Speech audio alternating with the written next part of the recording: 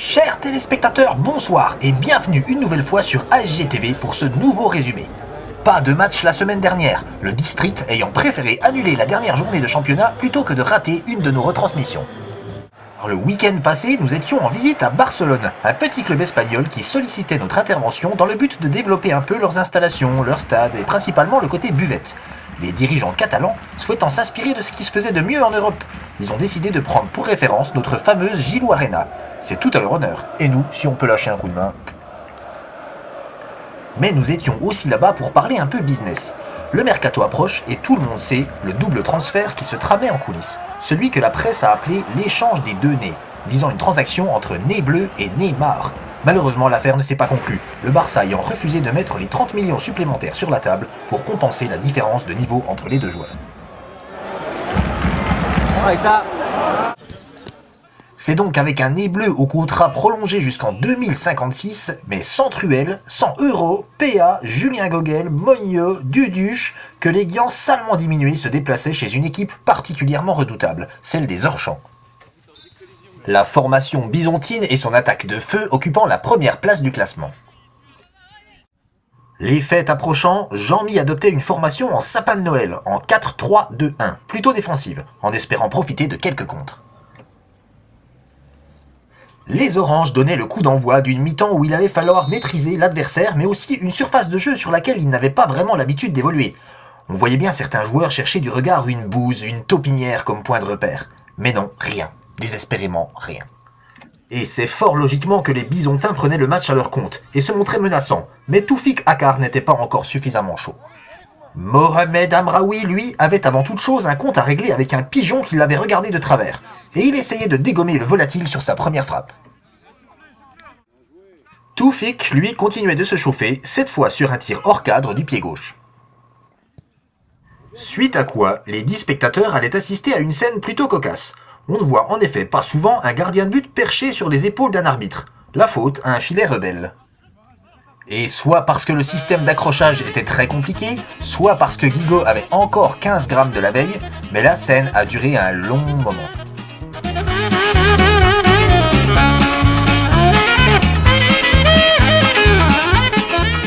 Cette petite pause nous aura permis de rigoler un peu, et aura surtout permis à Tarek et Hichem de profiter un peu de la famille, quoi.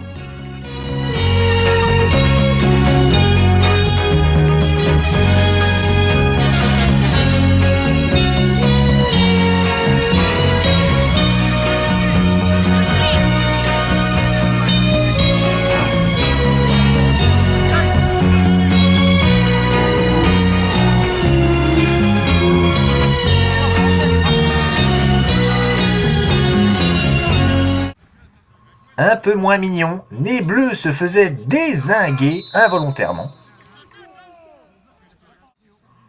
Ce qui vous permet, mesdames, d'apercevoir son corps sculpté dans le bronze. À la 24e minute de jeu, une frappe de Morad Mahitani venait réveiller Guigo. Une frappe à laquelle Dylan répliquait par une percée solitaire. Percée à laquelle Hichem Djebaili mettait un terme par un arrêt aussi moche qu'efficace. Et regardez comme sur la relance, Jus mange du cuir.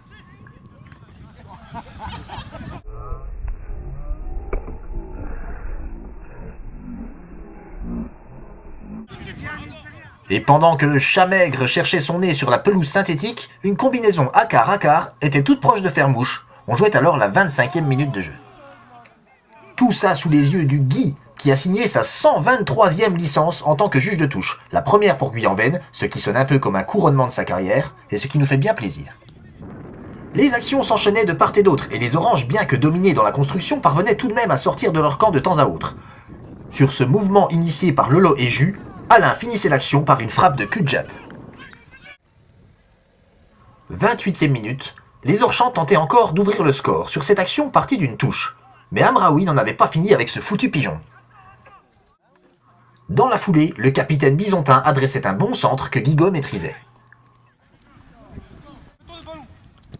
À la 37e minute de jeu, les Byzantins accentuaient leur emprise sur la rencontre, et Nasser Akar montait en puissance. De même que Karim Alouane, qui adressait une grosse frappe juste hors cadre, et cet autre dans un angle trop fermé pour tromper Guigo. Le milieu de terrain des Guians, orphelin de beaucoup de ses cadres, était sérieusement malmené. La faute surtout au gros boulot de Morad Maritani dans l'entrejeu. Et sur ce caviar de Nasser Akkar, il fallait un bon retour de flot pour empêcher le numéro 7 local de planter. Et sur sa tentative suivante, le cadre se dérobait.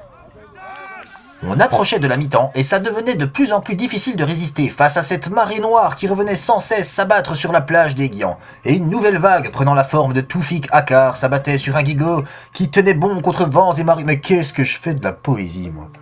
Bref, encore une situation chaude à la 40e minute et finalement les deux Akkar se disaient qu'à un moment donné, faut quand même pas pousser Cheb Mami dans les orties. Et Nasser offrait à Toufik la passe d'Es qui aboutissait à l'ouverture du score.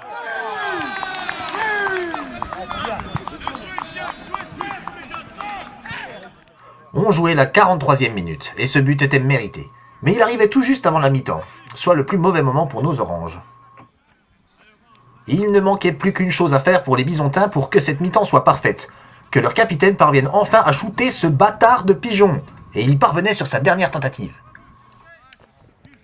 La mi-temps s'achevait sous les yeux d'un invité de marque, mais néanmoins chat noir, l'ex-joueur du BRC, de FC Morteau-Molbon et surtout de Guyanven, Matt Palumbo. Avec les rayons de soleil et tout. Oh.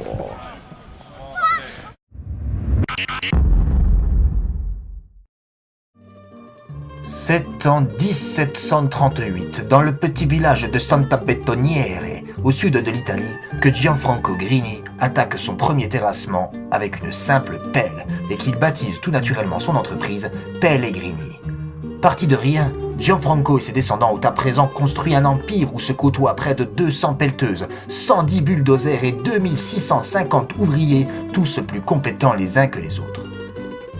Et malgré le succès, regardez à quelle vitesse Péloche vient vous chiffrer un chantier. Cette photo a été prise 10 secondes après qu'on lui ait demandé un devis pour un terrassement de 2 mètres carrés. Pellegrini BTP. Le sérieux et l'authenticité du travail à l'italienne.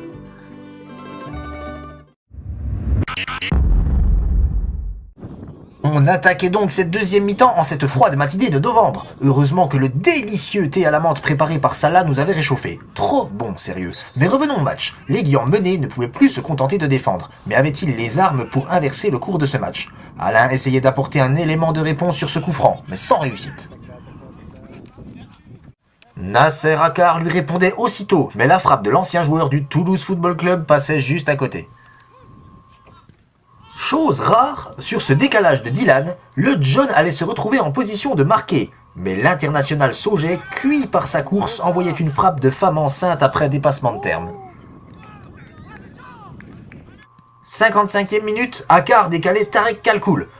L'excellent latéral gauche butait sur le Flying Guigo, qui détournait superbement dans la foulée une frappe de Karim Alouane.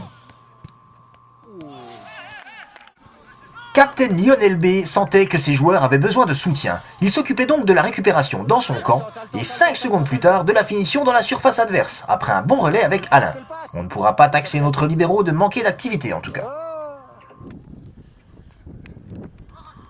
Les joueurs des hors-champs continuaient de se montrer inspirés, dangereux et remuants en attaque et ne prenaient aucun risque derrière, à l'image de leur portier qui sur cette passe en profondeur d'Alain satellisait le ballon. Extraordinaire.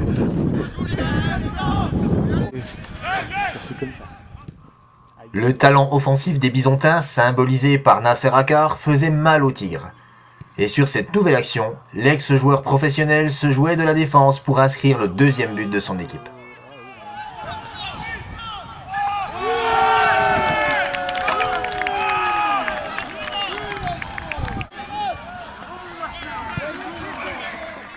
Les Oranges qui jouent le maintien tout en étant classés 3e du championnat n'avaient pas de quoi pleurer non plus. Ils continuaient de faire de leur mieux tout en regardant Djebaili mettre son deuxième ballon sur orbite.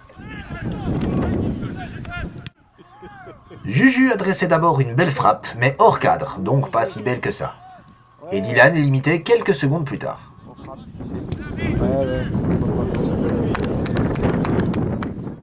Sur cette passe en profondeur d'Amraoui, Toufik va adresser un centre. Ah bah non, pas là, en fait. Non.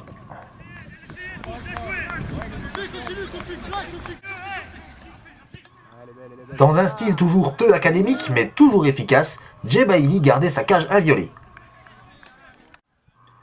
Et devant, les attaquants des Orchamps multipliaient les phases dangereuses.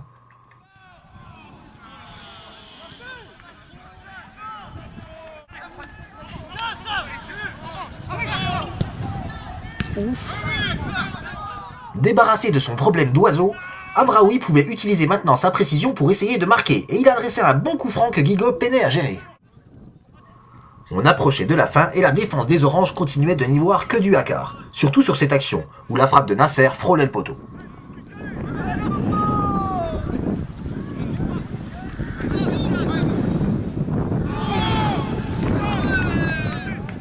Le match était presque plié et à 8 minutes de la fin, le joker Mohamed Ichou venait encore renforcer l'attaque des Orchamps.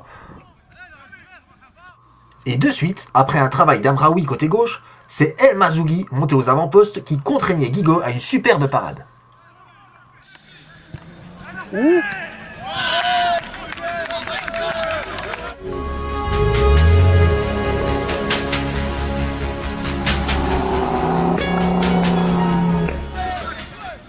Le même El Mazougi qui voulait vraiment gagner sa place d'avant-centre était encore tout proche de marquer, de la tête cette fois.